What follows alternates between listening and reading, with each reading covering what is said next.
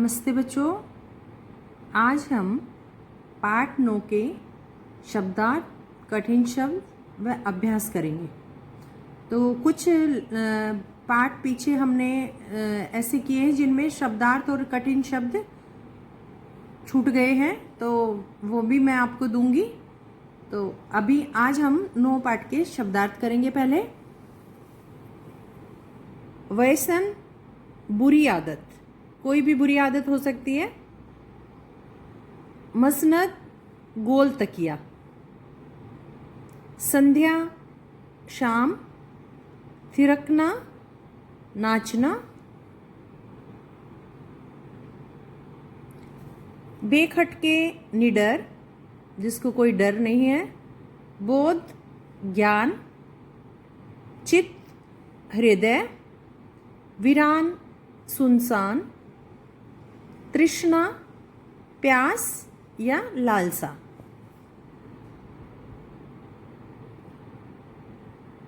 अनगिनती, असंख्य। देह, शरीर। जतन, कोशिश या प्रयास। अब हम करेंगे कुछ कठिन शब्द। आलीशान, निस्वार्थ, संतुष्टि, सुविधाओं, संपत्ति,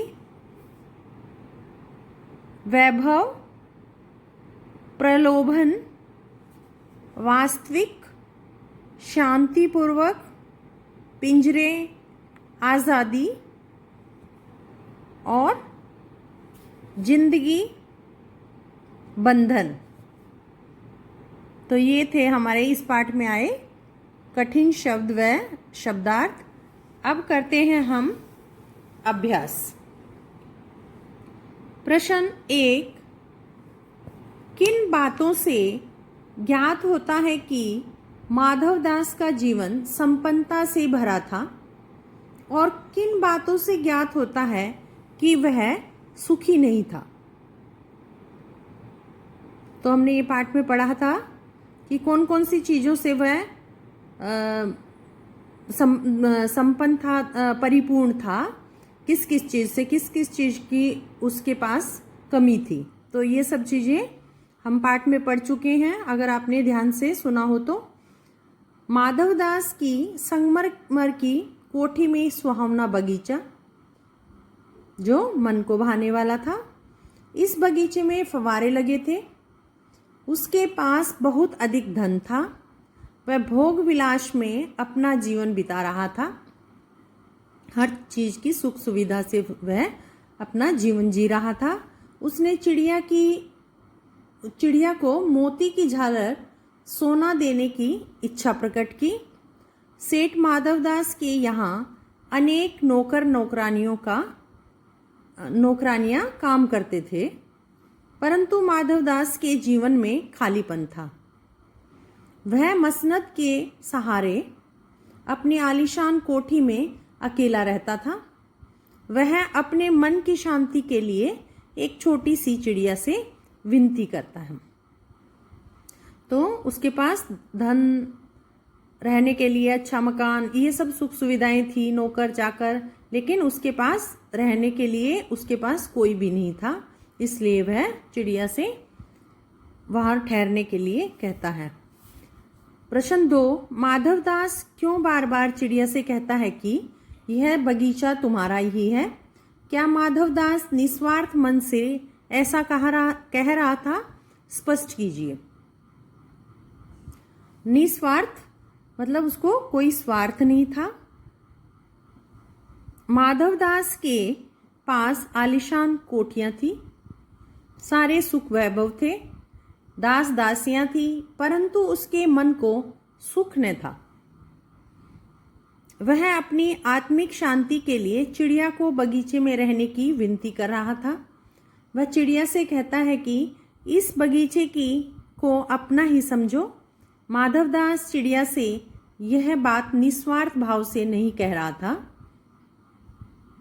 वह अपनी मन की संतुष्टि के लिए चिड़िया को अपने बगीचे में रुक जाने के लिए बार बार कह रहा था। तो उसको अपने मन बहलाने के लिए उसे स्वार्थ था, तो वह स्वार्थी मन से ऐसा कह रहा था। प्रश्न 3, माधव दास के बार बार समझाने पर भी चिड़िया सोने के पिंजरे और सुख सुविधाओं को कोई महत्व नहीं दे रही थी। दूसरी तरफ माधव दास की नज़र में चिड़िया की जिद का कोई तुक न था। माधव दास और चिड़िया के मनोभावों के अंतर में क्या क्या थे, अपने शब्दों में लिखिए। उत्तर, माधव दास के बार बार समझाने पर भी चिड़िया सोने के पिंजरे और सुख सुविधाओं को कोई महत्व नहीं दे रही थी। उसे बार बार अपने माँ की याद आती थी, इसलिए वह बार बार अपने घर लौट जाना चाहती थी। दूसरी तरफ माधव दास की नज़र में चिड़िया की जिद का कोई तुक न था। माधव दास मानता था कि दुनिया के सभी सुख धन से प्राप्त किए जा सकते हैं, इसलिए वह बार बार चिड़िया को धन, मोती, सोना और सुख ले लेने को कह रहा था।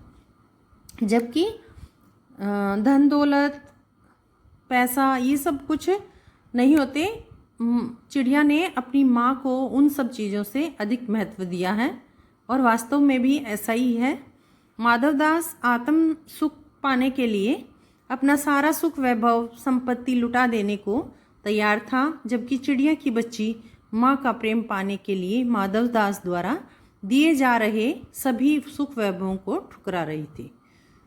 तो सबसे प्यारी चीज़ है जो माँ है, धन दौलत सब एक तरफ है, यह एक छोटा सा जीव भी जानता है। प्रश्न 4, कहानी के अंत में नन्ही चिड़िया का सेठ के नौकर के पंजे से भाग निकलने की बात पढ़कर तुम्हें कैसा लगा? 40, 50 या इससे कुछ अधिक शब्दों में अपनी प्रतिक्रिया लिखिए। उत्तर, सेठ के नौकर के पंजे से निकलकर चिड़िया के साथ अच्छा हुआ। यदि चिड़िया सेठ द्वारा दिए गए प्रलोभन में फंस जाती तो वह सदा के लिए बंधन में पड़कर अपनी माँ के प्यार से वंचित रह जाती। भले ही वह पिंजरे में सुख पाती, लेकिन वह अपनी आज़ादी खोकर जीवन के वास्तविक सुख को खो देती। वह कभी शांतिपूर्वक जीवन नहीं जी पाती।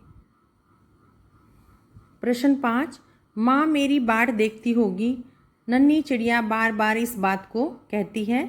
आप अपने अनुभव के आधार पर बताइए कि हमारी ज़िंदगी में माँ का क्या महत्व है।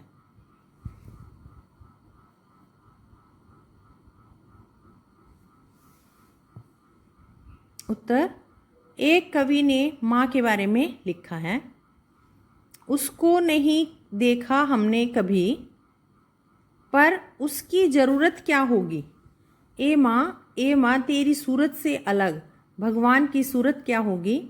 इंसान तो क्या देवता भी आंचल में पले तेरे। तो ये कविता की लाइन है। तो ये ज़रूरी नहीं है कि आप ये पंक्तियाँ साथ में लिखें, लेकिन अच्छी पंक्तियाँ हैं, अगर आप लिख सकते हो तो लिख लेना। सत्य है, माँ के बिना बच्चे के जीवन की कल्पना करना ही दुखदाई है। माँ ही बच्चे को जन्म देती है, माँ ही बच्चे को संवारती है। माँ के बिना कोई भी बच्चा अपने जीवन को जी नहीं सकता। बच्चा खाए पिए बिना रह सकता है, लेकिन माँ के प्यार की भूख उसे सदैव बनी रहती है। दुनिया में जिस प्रकार सर्वश्रेष्ठ दूध माँ का होता है, वैसे ही माँ के प्रेम के बिना बच्चे का उचित पालन पोषण भी नहीं हो सकता। माँ के महत्व को न केवल मनुष्य ही बल्कि पशु पक्षी भी मानते हैं। माँ के प्रेम के सुख के आगे सभी सुख तुच्छ व हीन है, यानी कि सभी सुख कम है। तो इस क्वेश्चन को आप अपने शब्दों में भी लिख सकते हो। लास्ट प्रश्न 6, इस कहानी का कोई और शीर्षक देना हो तो आप क्या देना चाहेंगे और क्यों? उत्तर, इस कहानी का शीर्षक हम माँ का प्यार भी दे सकते हैं। चिड़िया की बच्ची ने माँ का प्यार पाने के लिए सभी सांसारिक सुखों को हीन समझा है। वह माँ का प्यार पाने के लिए किसी भी लोभ में नहीं फंसी। चिड़िया की बच्ची के लिए माँ का प्यार ही अनुपम है। अनुपम का अर्थ है निराला है, अद्भुत है, अनोखा है। तो ये थे आपके प्रश्न उत्तर। तो ये सभी काम आपको नोटबुक में कंप्लीट करना है। और अगर आपको कोई प्रश्न ना समझ आए या कोई वर्ड आपको नहीं समझ आता है तो आप पूछ सकते हो। वैसे मैं पूरी कोशिश करती हूँ कि आपको अच्छे से दिखाई दे, समझ में आए, लेकिन फिर भी आप वीडियो भी सुन सकते हैं तो उस वर्ड्स के लिए, और आपके पास बुक भी है, आप बुक में भी ध्यान से देख सकते हो। लेकिन फिर भी आपको कोई प्रॉब्लम होती है तो आप पूछ सकते हो मुझसे। अब हम मिलेंगे अगली कक्षा में।